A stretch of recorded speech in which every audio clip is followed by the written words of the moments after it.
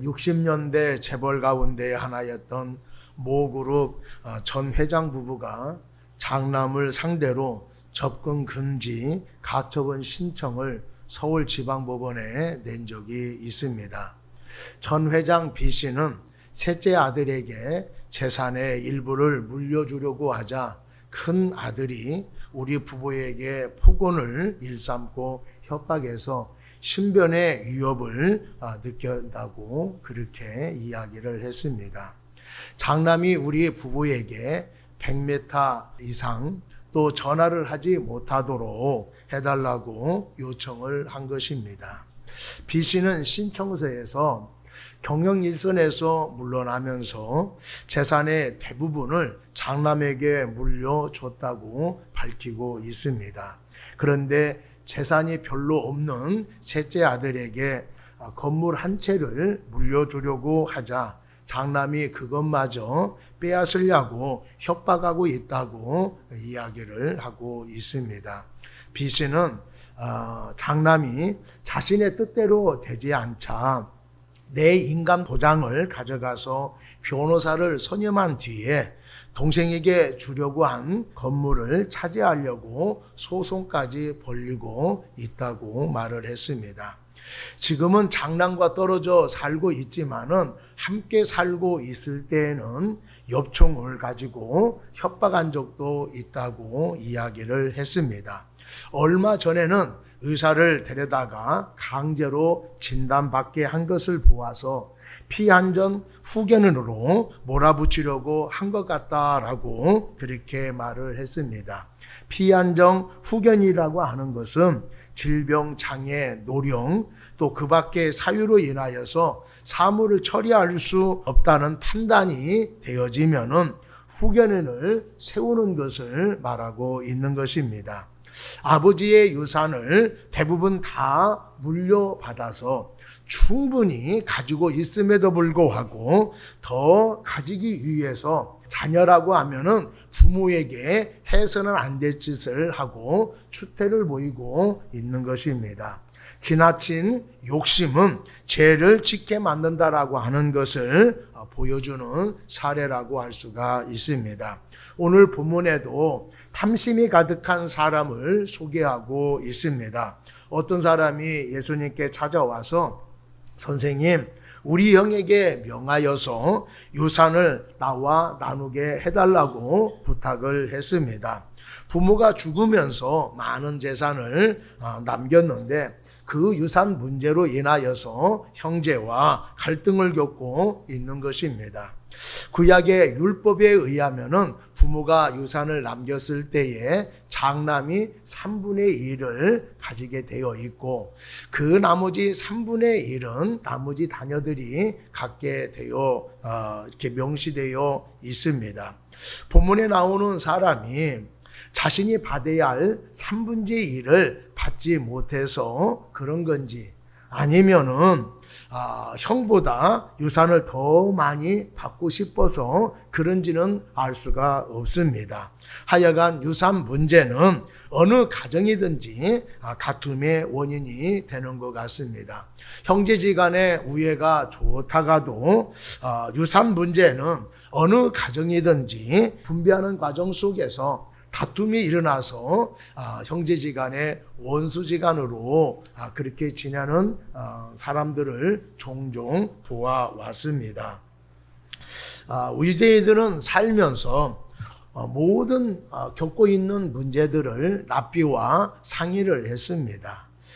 그는 예수님을 존경하는 랍비로 알고 있어서 자신의 문제를 법정에 호소하지 아니하고 쉽게 해결할 수 있을 것 같아서 예수님을 찾아온 것 같습니다. 예수님은 찾아와서 도움을 요청하는 사람에게 누가 나를 너희의 재판관이나 물건을 나누는 자로 세웠느냐라고 하시면서 사람들에게 삶과 모든 탐심을 물리치라. 사람의 생명이 그 소유에 넉넉한데 있지 않다고 말씀을 하셨습니다. 예수님은 이 사람이 유산을 적게 받아서 억울해서 찾아온 것이 아니라 더 많을 가지려고 하는 욕심 때문에 찾아온 것이라고 생각하고 있는 것입니다. 중국 고전 열자라고 하는 곳에 보면은 탐심에 관련된 이야기가 나옵니다. 옛날 중국의 한 고을에서 대낮에 한 남자가 금을 훔쳤습니다. 그리고 달아나다가 붙잡히게 되어졌지요. 판관이 붙잡힌 남자에게 이렇게 이야기했습니다. 밝은 대낮에, 그것도 많은 사람들이 있는 시장에서 금을 훔쳐 달아나더니 제정신이요? 도대체 무슨 생각으로 그런 일을 저질렀습니까? 금을 보자마자 너무 갖고 싶어서 사람들의 눈에 보이지 않았습니다. 이 말을 들은 판관이 욕심의 눈이 어두면 다른 것은 눈에 보이지 않는다, 이렇게 말을 했다고 합니다. 욕심이 많은 사람은 양심의 소리를 듣지 못합니다. 탐심의 눈이 어두울 때에 사리를 옳게 분별하는 심을 잃어버리게 되어집니다. 지나친 욕심은 모든 것을 잃게 만들게 되어지는 것입니다. 예수님은 탐심에 사로잡혀서 찾아온 사람에게 교훈을 주기를 원했습니다. 사람의 생명이 물질에 있지 않다라는 것을 가르쳐 주기 위해서 어리석은 부자의 비유를 말씀해 주었습니다. 한 부자가 있었습니다. 그는 논밭이 수십만 평을 갖고 있는 만석지기였습니다. 어느 해 농사를 지었는데 풍년이 들어서 곡식의 양이 너무 많았습니다. 부자가 가지고 있는 창고도 꽤나 커서 많은 곡식을 저장할 수가 있었습니다. 그런데 예전보다 곡식량이 많아지자 더 이상 창고에 쌓아둘 수가 없었습니다. 그래서 부랴부랴 창고를 헐고 더 큰 창고를 지었습니다. 그러고는 그곳에 산더미처럼 쌓아놓고 마음이 흡족해서 혼잣말을 했습니다. 내 영혼아, 여러 해 동안 쓸 물건을 많이 쌓아두었으니 이제 마음 놓고 놀면서 먹고 마시고 즐겨보자, 이렇게 얘기했어요. 이런 말을 하나님께서 들으셨습니다. 그래서 어리석은 사람아, 오늘 밤에 네 영혼을 도로 찾으면 네가 준비한 것이 누구 것이 되겠느냐라고 말씀을 하셨습니다. 이 부자는 큰 창고를 짓고 평생 먹을 양식과 쓸 물건을 쌓아두고 감격스러워하다가 갑작스러운 심장마비로 죽었다라고 하는 것입니다. 죽으면은 많은 재산을 가지고 있다 하더라도 아무런 소용이 없는 것입니다. 예수님은 어리석은 부자의 비유를 통해서 자신을 찾아온 사람과 거기 있는 많은 사람들에게 탐심의 어리석음을 가르쳐주고 있습니다. 어리석은 인생을 살지 아니하고 지혜로운 인생을 살기 위해서는 우리가 어떻게 살아가야 할까요? 첫 번째로 베풀며 살아가야 한다라고 말씀을 하고 있습니다. 17절 19절 말씀에 보면은 심중에 생각하여 이르되 내가 곡식 쌓아둘 곳이 없으니 어찌할까 하고 또 이르되 내가 이렇게 하리라 내 곡간을 헐고 더 크게 짓고 내 모든 곡식과 물건을 거기 쌓아두리라. 또 내가 내 영혼에게 이르되 영혼아 여러 해 쓸 물건을 많이 쌓아두었으니 평안히 쉬고 먹고 마시고 즐거워하자 하리라. 우리가 읽은 본문을 자세히 보면은 반복되어 나오는 단어가 있습니다. 내가, 내 곡간, 내 모든 곡식, 내 모든 물건, 내 창고, 모든 것을 전부 다 내 것이다, 이렇게 이야기하고 있습니다. 결국에는 영혼까지도 자기 것이라고 착각을 해서 내 영혼이다, 이렇게 말을 하고 있습니다.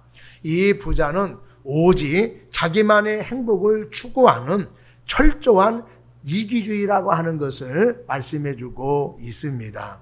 그래서 하나님께서 이 사람을 향하여서 어리석은 사람아 라고 그렇게 말씀을 하고 있습니다. 그가 부당하게 남의 것을 빼앗아서 부자가 된 것은 아닙니다. 내가 벌어서 내가 즐기겠다라고 하는데 뭐가 잘못입니까? 라고 반론을 내세울 수도 있습니다. 그러나 성경은 정당한 방법으로 부자가 됐다 할지라도 나 혼자 즐기면 안 된다라고 말씀을 하고 있습니다. 여러분들은 내가 가진 재산을 누구 것이라고 생각하고 있습니까? 내가 벌었으니 내 것이다. 내가 가지고 있으니 내 맘대로 사용해도 될 것이라고 생각하고 있습니까? 성경은 내 모든 것이 내 것이 아니라 하나님의 소유라고 말씀을 하고 있습니다.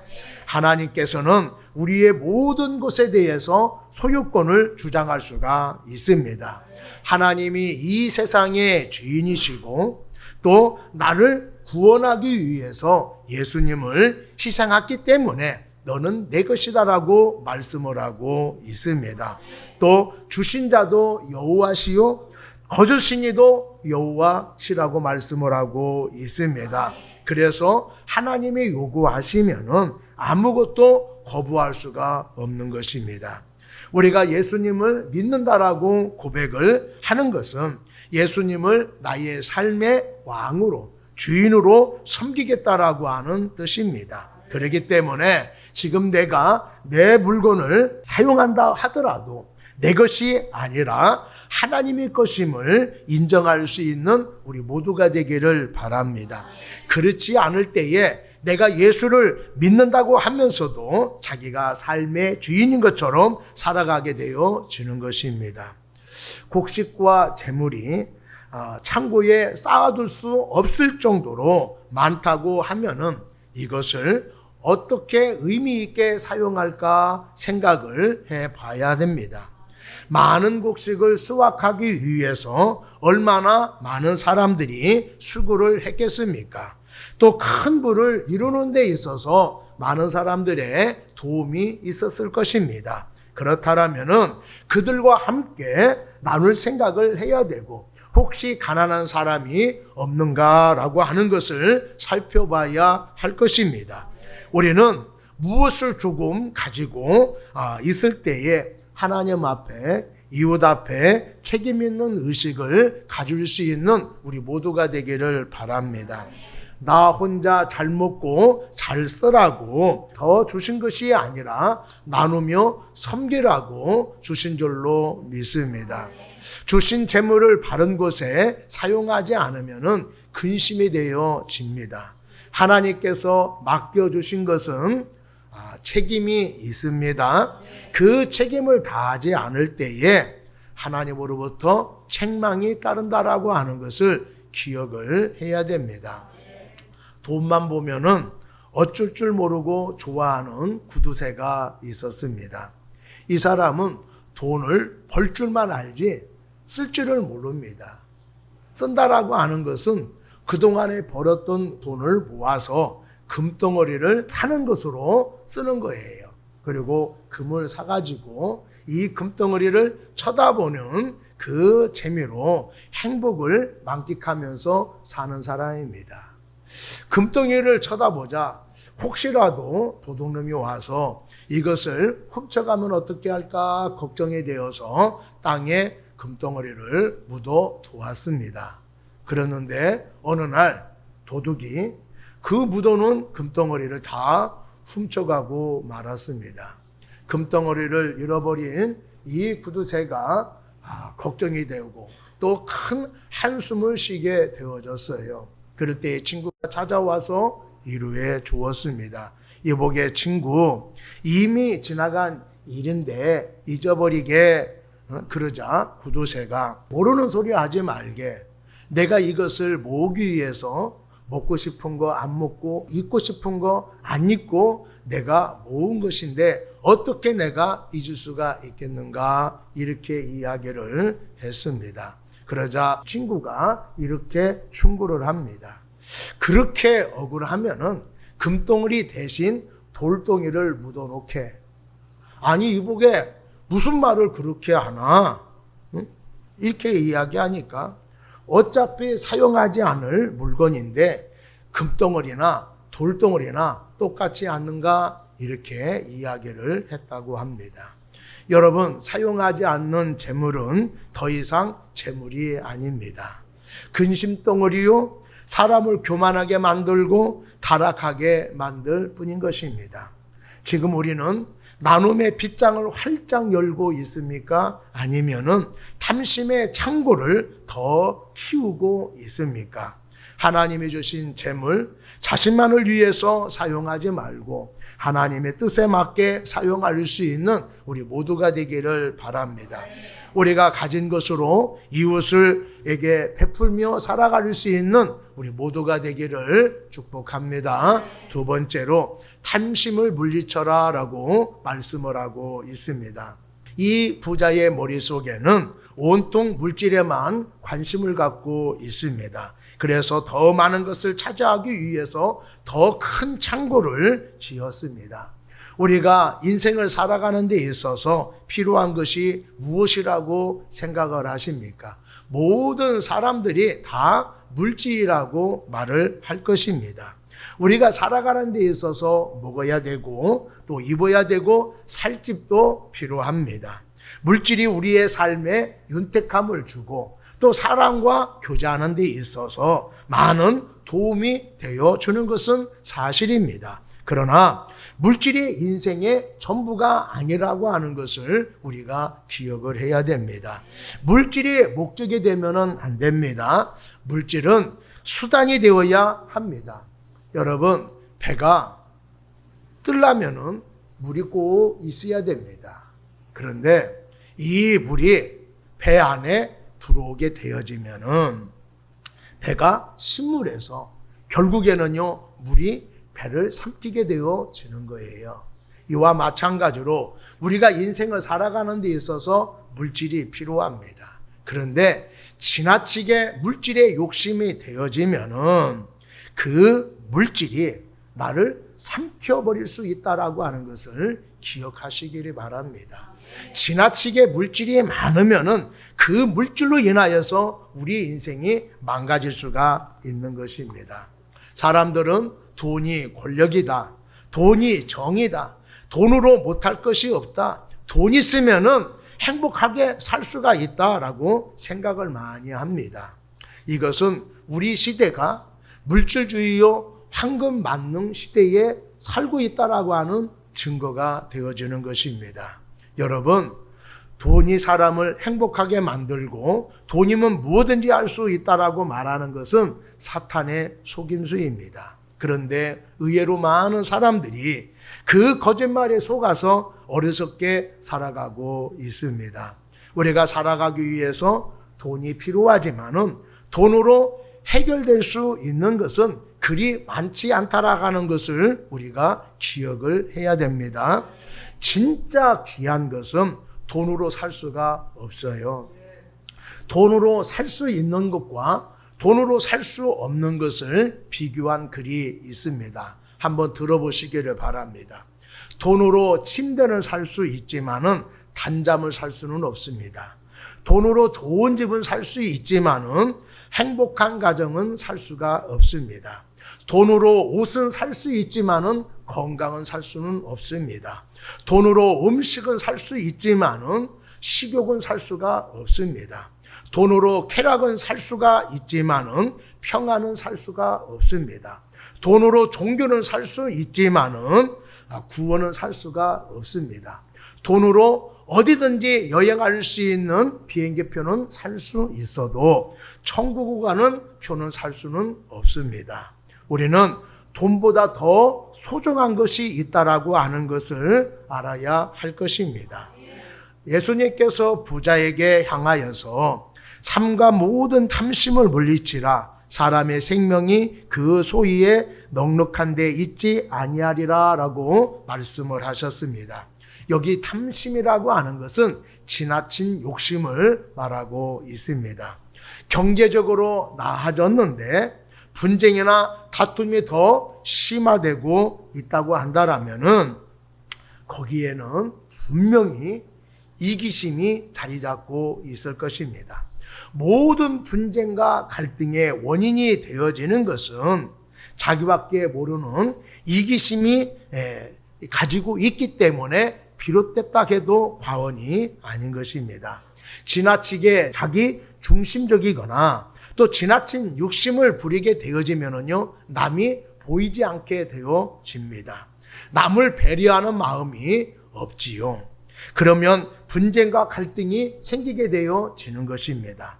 여러분, 사람의 행복은 소유의 넉넉한 데에 있지 않다라고 하는 것을 기억하는 여러분 되기를 바랍니다. 인간에게 있어서 가장 큰 비극은 돈을 하나님처럼 여기는 것입니다.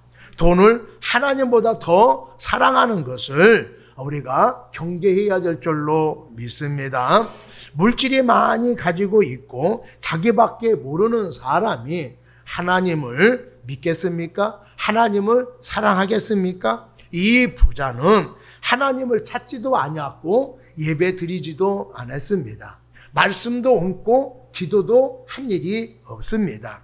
그런 것이 왜 필요해? 물질만 있으면 되지, 그렇게 생각한 사람이에요.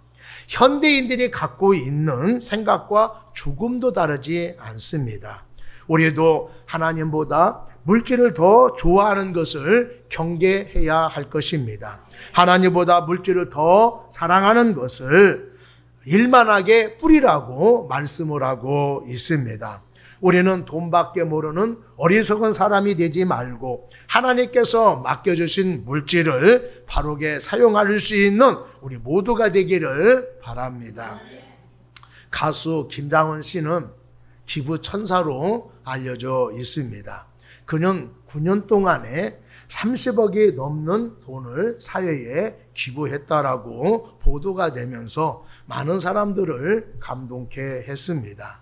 그는 어머니와 함께 가출한 청소년을 위한 꿈을 이루는 사람들이다라고 하는 그런 의미가 가지고 있는 버스를 운영한다고 그래요. 그 버스 안에는 간이 침대, 또 상담하는 책상, 또 의자, 냉장고가 비치되어 있어서 가출 소년들의 쉼터이자 또 상담소 역할을 하고 있다고 합니다. 그 역시 청소년 때에 가출을 여러 번 했기 때문에 자기의 아픈 경험을 가출한 청소년들을 이해하는 데 큰 힘이 되어졌다라고 그렇게 이야기를 했습니다. 그는 월세집에 살고 있습니다. 그러나 물질은 나누기 위해 있는 것이다라고 하는 어머니의 가르침을 받았기 때문에 이 나눔을 시작을 했다고 합니다. 그리고 자신은 나눌수록 더 채워지는 것을 경험한 걸 통해서 이 일을 멈출 수 없다라고 그렇게 고백을 했습니다. 그리고 자신은 행복하다라고 말합니다. 노래할 수 있어서 행복하고 나로 인하여서 행복해지는 사람들을 보면서 행복하다라고 말을 했습니다. 물질의 진정한 가치는 이웃과 함께 나누고 하나님을 위해서 쓰는 데에 있는 것입니다. 여러분, 돈을 가지고 있다고 다 내 것이 아닙니다. 바르게 사용한 것만 내 것이 되는 것입니다. 하나님께 기쁘게 드린 것만이 내 것이 되는 것입니다. 그리고 그것만이 영원히 남는 것입니다. 바르게 쓰지 않는 재물은 하나님 앞에 섰을 때에 걸림돌이 되어진다라고 하는 것을 기억하는 여러분 되기를 바랍니다.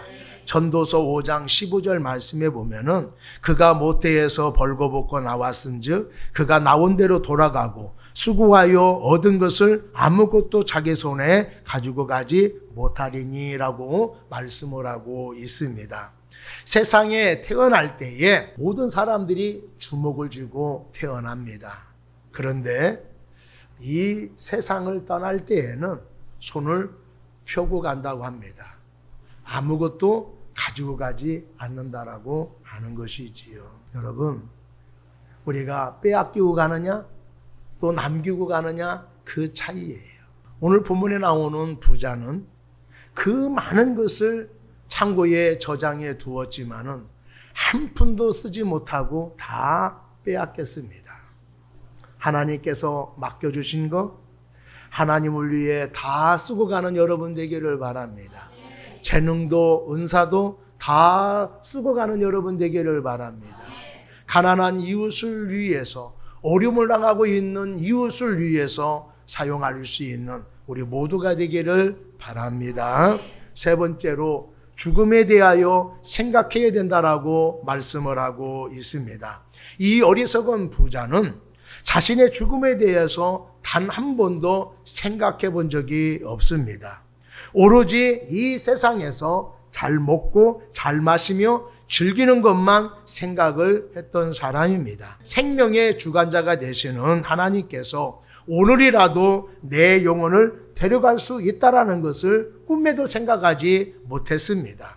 우리는 죽음에 대해서 생각을 해야 됩니다. 아직도 살아갈 날이 창창한데 무슨 죽음을 생각하라고 그러세요? 이렇게 반문할 수도 있습니다. 그런데 사람은 누구나 다 죽습니다. 아담 이후에 단 한 사람도 죽지 않는 사람이 없었습니다. 시브리서 9장 29절에 보면은 한 번 죽은 것은 사람에게 정해진 것이요 그 후에는 심판이 있다라고 말씀을 하고 있는데 이를 거역한 사람은 한 사람도 없습니다. 지구상에 78억 명이 살고 있습니다. 1년에 1억 명이 죽는다고 그래요. 한 달에 800만 명이 죽고 하루에 26만 명이 죽고 한 시간에 1만 명이 죽는다고 합니다. 지금 우리가 예배를 드리는 이 한 시간에도 어디선가 1만 명의 사람들이 죽어가고 있는 것입니다. 저도 죽고 여러분도 죽습니다. 이렇게 닥칠 우리가 죽음을 준비하며 사는 사람들은 많지 않습니다. 많은 재산을 가지고 있다 하더라도 죽으면은 아무런 소용이 없는 것입니다. 알프레드 노벨이라고 하는 사람이 노벨상을 제정을 했습니다. 이 사람이 노벨상을 제정한 배경이 있어요.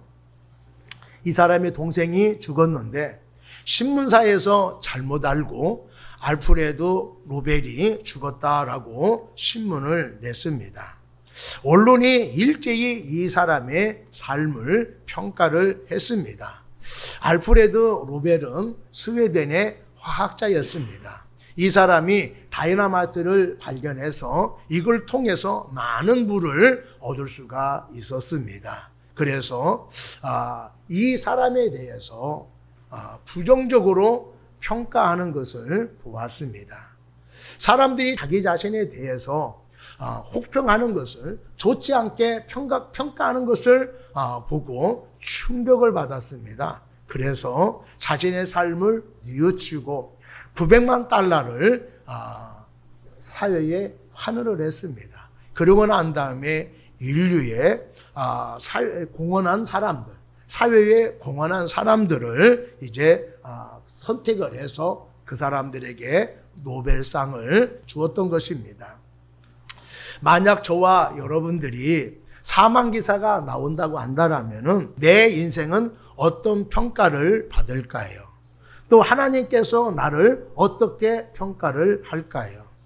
내가 예수님을 영접했다 한다면, 내가 예수 안에 살고 있다라고 한다면 이 땅에 살고 있지만은 내세를 소망하며 살아가야 합니다. 천국을 염두에 두고 살아야 된다라고 하는 말입니다. 우리가 하나님 앞에 섰을 때에 부끄럽거나 두려워하지 않기 위해서는 이 세상에서 구별되어 살아가야 될 것입니다. 또 하나님의 뜻에 순종하며 살아가는 사람이 되어야 할 것입니다. 하나님께서 맡겨주신 것을 하나님의 뜻에 맞게 선한 일에 사용을 해야 할 것입니다. 우리가 그렇게 살아가고 있다라면 하나님이 언제 부르든지 하나님 앞에 당당하게 설 수 있는 우리 모두가 될 줄로 믿습니다. 우리가 인생을 살아가는 데 있어서 물질만큼 중요한 것이 없습니다. 모든 사람들이 물질은 많으면 많을수록 좋다고 할 것입니다. 그렇지만은 물질에 지나친 욕심을 내지 말라고 예수님께서 말씀하고 있습니다. 지나친 욕심은 나를 근심하게 만들고 나의 삶을 힘들게 하고 잘못된 길로 인도할 수 있습니다. 부족하더라도 내게 있는 것으로 만족하며 사시는 여러분 되기를 바랍니다. 내가 조금이라도 다른 사람과 비교해서 내가 가지고 있다가 하면 더 가지고 있다가 한다라면 그것을 다른 사람을 위해서 나누며 살아갈 수 있는 우리 모두가 되기를 바랍니다. 내가 성공한 사람이라고 생각한다라면 더더욱 많은 사람들을 위해서 나누며 살아갈 수 있는 우리 모두가 되기를 바랍니다. 내가 얼마를 가지고 있든지 전부 모든 것을 다 내려놓고 갈 수밖에 없어요. 빼앗기고 가느냐, 남기고 가느냐, 그겁니다. 우리가 빼앗기지 말고 남기며 갈 수 있는 우리 모두가 되기를 바랍니다. 이 땅에서 잘 사는 것도 복이지만은 하나님 나라에서 부유한 자로 사는 것이 더 복된 것입니다. 하늘에 많은 것을 쌓아서 하나님으로부터 부유한 자라고 인정받을 수 있는 우리 모두가 되기를 바랍니다.